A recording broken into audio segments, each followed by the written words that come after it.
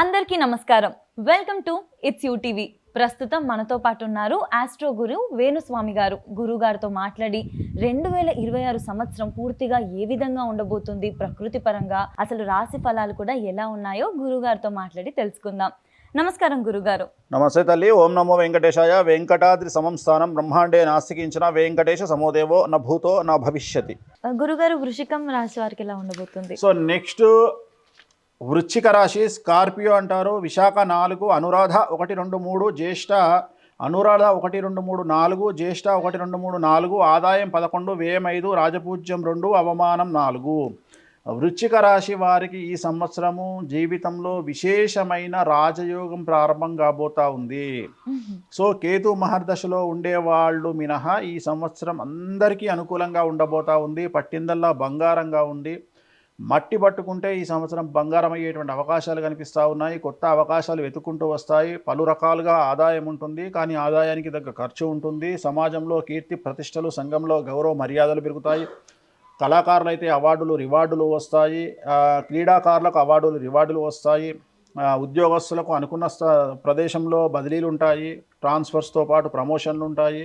So వ్యాపారస్తులకు అనుకూలంగా ఉంది. రైతులకు 2 పంటల దిగుబడి రాబడి పెరుగుతుంది. అప్పులు తీరుస్తారు. కొత్త గృహ నిర్మాణం కానీ జాగా కానీ కొనుగోలు చేస్తారు. ఇంట్లో శుభకార్యాలు నిర్వహిస్తారు. పౌల్ట్రీ ఫాము, చేపలు, రొయ్యల రైతులకు అనుకూలంగా కనిపిస్తూ ఉంది.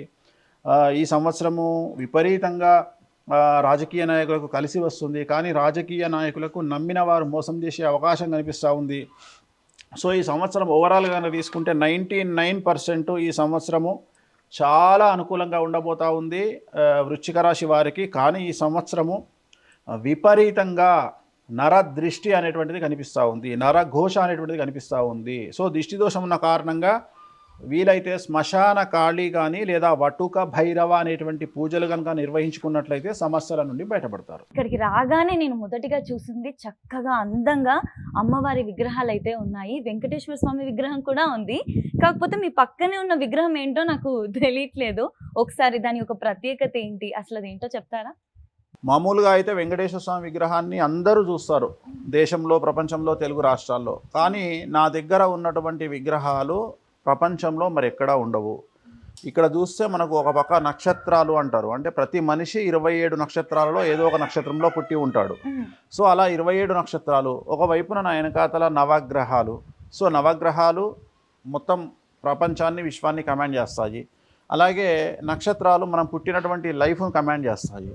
సో ఇప్పుడు ఇక్కడ నువ్వు చూస్తున్నటువంటి ఈ అమ్మవారి గురించి నువ్వు అడిగింది. ఈ అమ్మవారి చేతిలో గద ఉంది, కత్తి ఉంది. అలాగే అమ్మవారు ఒక వ్యక్తి నాలుకను అలా లాగి ఆ నాలుకను కట్ చేయడానికి ట్రై చేస్తూ ఉంది. ఆమె పేరు బగళాముఖి. ప్రస్తుతం ప్రపంచాన్ని కమాండ్ చేసేది రాహుగ్రహము. చాలామందికి తెలియదు. రాహు కమాండ్ చేస్తూ ఉన్నాడు అండ్ బగళాముఖి కమాండ్ చేస్తూ ఉంది. సో వెంకటేశ్వర స్వామి అనేది ప్రోటోకాల్ దైవం, కలియుగానికి ఆయన ప్రోటోకాల్ దైవం అంటాం మనం. కానీ ప్రపంచం మొత్తాన్ని శాసించేది బగళాముఖి రాహు గ్రహము. సో జనరల్గా అంటే ఇంచుమించు 1980కి పూర్వం తీసుకుంటే ఒక మనిషి ఎదగాలి అంటే ఇట్ విల్ టేక్ టైం. అంటే ఉదాహరణ, ఒక మనిషి 1 కోటి రూపాయలు సంపాదించాలి అంటే వాడి జీవితాంతం ఉంటే కానీ సంపాదించలేడు. కానీ ఇవాళ పరిస్థితి ఏంది, ఒక అమ్మాయి ఒక హీరోయిన్ అయిందంటే 3 కోట్లు తీసుకుంటుంది. అట్లనే ఒక క్రికెట్గా వాడు సక్సెస్ అయ్యి కనీసం స్టేట్ లెవెల్ ఆడినా కోట్లు సంపాదిస్తాడు. అలాగే అంతేందుకు ఒక రియల్ ఎస్టేట్ వ్యాపారి 2 మంచి ఎకరాలు అమ్ముకుంటే 50 లక్షల కమిషన్ వస్తుంది. అలాగే ఒక గవర్నమెంట్ ఉద్యోగస్తుడు జీవితాంతం ఎంత కష్టపడ్డా అతని సంపాదన 2,50,00,000 నుండి 3 కోట్లు. అలాగే లంచాలు తీసుకున్నటువంటి ప్రభుత్వ ఉద్యోగి సంపాదన మొత్తం జీవితాంతం 3 కోట్లు. కానీ ఒక సాఫ్ట్వేర్ రంగంలో పనిచేసే అబ్బాయి కానీ అమ్మాయి కానీ కరెక్ట్గా నెలకు 25 లక్షల చొప్పున అమెరికాలో ఉద్యోగం చేసి సంవత్సరానికి ఆ అమ్మాయి సంపాదన 3 కోట్లు. అంటే దీని అర్థం ఏంది, వీళ్ళు జీవితాంతం సంపాదించే సంపాదన ఆ అమ్మాయి 1 సంవత్సరంలో, ఆ అబ్బాయి 1 సంవత్సరంలో అమెరికాలో సంపాదిస్తున్నాడు. అంటే ఇక్కడ ఎంత లో చూస్తున్నామో అక్కడ ఎంత హై చూస్తున్నాము. సో దీన్ని డిసైడ్ చేసేది మనకు రాహుగ్రహం. సో రాహు అనేటువంటిది ఏంటంటే సంవత్సరాల తరబడి సంపాదించే సంపాదనను అలా చిటికలో ఇచ్చేవాడు రాహు. అలా చిటికలో మిరాకిల్ చేసేవాడు రాహు. సో ఉదాహరణ తీసుకుందాం. ఇప్పుడు రాజమౌళి ఉన్నాడు. రాజమౌళి తీసే సినిమాకు వేరే వాళ్ళు తీసే సినిమాలు సబ్జెక్ట్ చూసుకుంటే రాజమౌళి కంటే వేరే వాళ్ళు ఇంకొద్ది బాగానే తీస్తారు, కానీ రాజమౌళికి వచ్చిన పేరు వేరే వాళ్ళకి రాదు. రాజమౌళి తీసిన సినిమా రాజమౌళికి వచ్చే పేరు, సినిమాకు 100% స్టామినా ఉంటే రాజమౌళికి 1,00,00,000% వస్తుంది పేరు. అంటే పబ్లిసిటీ మాట్లాడుతున్నాను. పబ్లిసిటీ ఎక్కడొస్తుంది అంటే ఎక్కడైతే రాహుగ్రహము జాతకంలో ఉచ్చలో ఉంటుందో, ఉదాహరణ రాహుగ్రహం ఉచ్చ అంటే లగ్నంలో కానీ 2వ ఇంట్లో కానీ 4వ ఇంట్లో కానీ 8వ ఇంట్లో కానీ 10వ ఇంట్లో కానీ 11వ ఇంట్లో కానీ రాహు ఉంటే వాళ్లకు విపరీత రాజయోగం అంటాం, దాన్ని నీచభంగ రాజయోగం అంటాం. అంటే నెగిటివ్ నుండి పాజిటివ్గా రావడాన్ని రాహుగ్రహం ప్రోత్సహిస్తుంది. సో అలాగే బగలాముఖి ప్రోత్సహిస్తుంది. కలియుగంలో నరదృష్టి ఎక్కువ. ఒక భార్యాభర్త కలిసి కారులో వెళ్తే ఏడ్చి చస్తారు, అట్లనే ఒక సినిమా హిట్ అయితే ఇంకొకళ్ళు ఏడ్చి చస్తారు, అట్లనే మనం కారు కొనుక్కుంటే మన పక్కింటోడు ఏడ్చి చస్తాడు. సో మన జీవితంలో మనం మంచి బట్టలు వేసుకుంటే ఏడ్చి చస్తారు. సో నీ జీవితంలో నువ్వు ఏం చేసినా నువ్వు డెవలప్ అయినవు అంటే ఒక మెట్టెదగ్గానే చస్తారు జనాలు. సో ఇది కలియుగ ధర్మం. ఆ ధర్మాన్ని, ఆ ఏడుపును దెబ్బకొట్టేది బగలాముఖి అమ్మవారు. సో ఈమె చేతిలో ఏముంది అంటే ఓం క్లీం బగలాముఖీం సర్వదుష్టానాం వాచం ముఖం పదం స్తంభయ జిహ్వాం కీలయ బుద్ధిం వినాశయ క్లీం ఓం స్వాహ అంటే శత్రువులు, ఎవరైతే శత్రువులు అనేవాళ్ళు మన మీద నరఘోషతో ఉండొచ్చు, లీగల్ ఇష్యూస్లో మనల్ని వెంటాడొచ్చు, అంటే న్యాయపరమైన ల్యాండ్పరమైన ఇబ్బందులు ఉండొచ్చు, అలాగే మనకు అప్పులిచ్చే వాళ్ళు అవ్వచ్చు, లేదా కోర్టు కేసుల్లో మనల్ని ఇరికించే వాళ్ళు అవ్వచ్చు, లేదా మనల్ని టార్గెట్ చేసి మన జీవితాన్ని నాశనం చేద్దామని ప్రయత్నం చేసేవాళ్ళు కావచ్చు.